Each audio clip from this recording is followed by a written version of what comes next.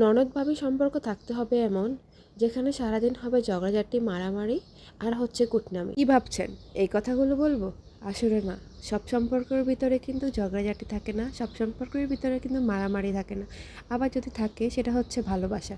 আসসালামু আলাইকুম এভরিওয়ান, সবাই কেমন আছেন? আলহামদুলিল্লাহ আমিও অনেক ভালো আছি। নাজমা ফ্যামিলি ব্লগ থেকে বলছি। আবার নতুন একটি ভিডিও নিয়ে আসলাম আপনাদের মাঝে। আশা করি পুরো ভিডিওটা জুড়ে থাকবেন আপনারা আমার সাথে। ভিডিওটির কোনো না কোনো অংশ আপনাদের কাছে ভালো লেগে যেতে পারে। ভিডিওটি শুরু করার আগে আমার আপু এবং ভাইয়াদের কাছে ছোট্ট একটি অনুরোধ, ভিডিওটি না টেনে পুরো ভিডিওটা দেখবেন। আজকের ভিডিওটা একটু ভিন্ন টাইপের। তো আমার ননদ সবসময় বলে যে আপনি আমার কলেজে একদিন আসেন, চলেন ঘুরে আসি। তো আমার তেমন একটা ভালো লাগে না, যে বললাম যে যাব না, তখন সে বলতেছে যে চলেন ওদেরকে নিয়ে যাই। আর ওর একটু কাজ ছিল, ফর্ম জমা দিবে, যেহেতু সে এবার এইচএসসি পরীক্ষা দিবে। যাই হোক, ওর কথা শুনে আমি ভাবলাম যে যাব নাকি যাব না। ও এত কনফিউশন দেখে বলল যে থাক, আমি আপনাকে নিব না, ওদেরকে নিয়ে যাই। তো ও একা মানুষ, যেহেতু ওদের দুজনকে সামলাতে পারবো না, তার জন্য ভাবলাম যে কেন না চলে যাই, যেহেতু এতবার করে বলছে। আর আমি বাসার প্রতি সারাক্ষণে কিন্তু দুষ্টামি করি, ঝগড়াঝাটি করি, কিন্তু ওটা রিয়েলিটি না। আমরা এভাবেই সারাক্ষণ থাকি।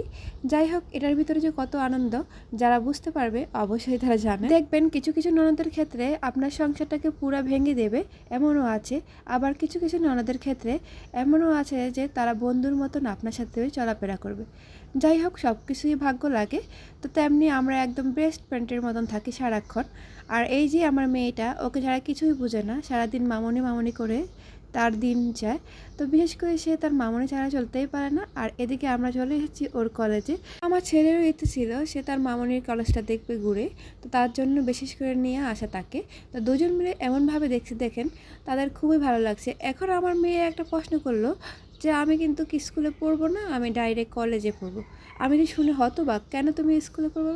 বললো যে না, আমি মামনির কলেজে পড়বো, বাট সেই স্কুলে আর পড়বে না।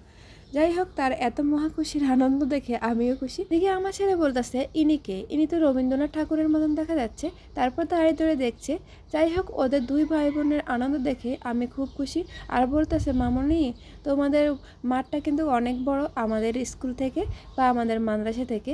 যাই হোক, অনেক ভালো লাগলো। আর ওর সাথে কতক্ষণ ঘোরাঘুরি করলাম। আর আমি কিন্তু ঘুরি না, আমি ওইখানে বসে আছি, ওরা দেখাচ্ছিল যে এটা ওইটা। আর ওকে দেখে অনেক চমকে গেছিল ওর ম্যাডাম, যে হঠাৎ করে ওর মেয়েকে নিয়ে নাকি কলেজে চলে এসেছে। যাই হোক, ও যেভাবে ডাকে সবাই হয়তো দেখলে হঠাৎ করে বলেই পেলে যে ও ওর মেয়ে।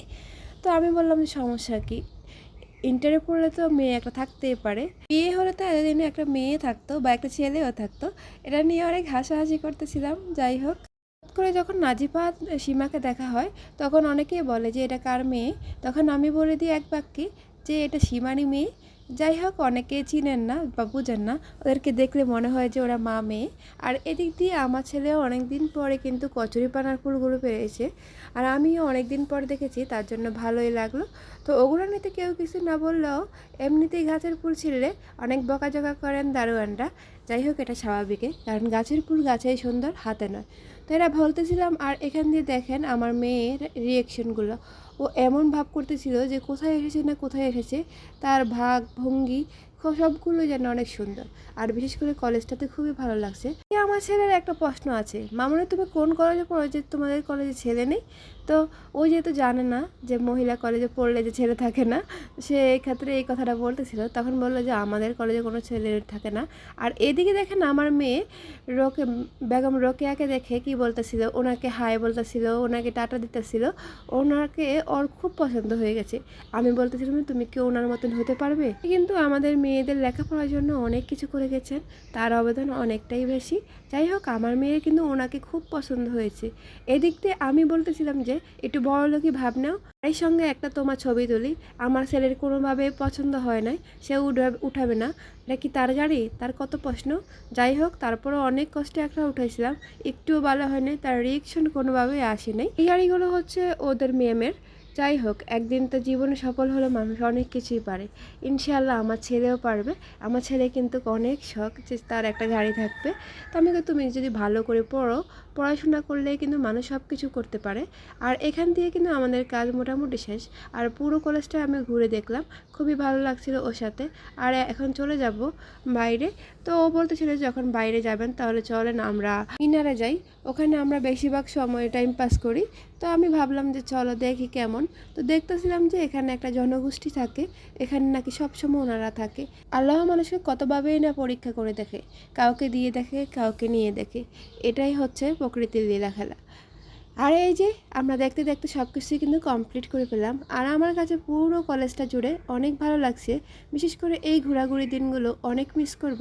তো ওর সাথে এসে এতটা ভালো লাগছিল যা বলার বাহিরে, আসলে বুঝতে হবে না। সব কিছু মিলিয়ে খাওয়া দাওয়া সব মিলিয়ে কিন্তু খুবই ভালো লাগছিল। তো আজকের মতো এ পর্যন্ত এই ভিডিওটা। আমার ভিডিওগুলো যদি আপনাদের কাছে ভালো লাগে তাহলে লাইক কমেন্ট শেয়ার করবেন। আল্লাহ হাফেজ।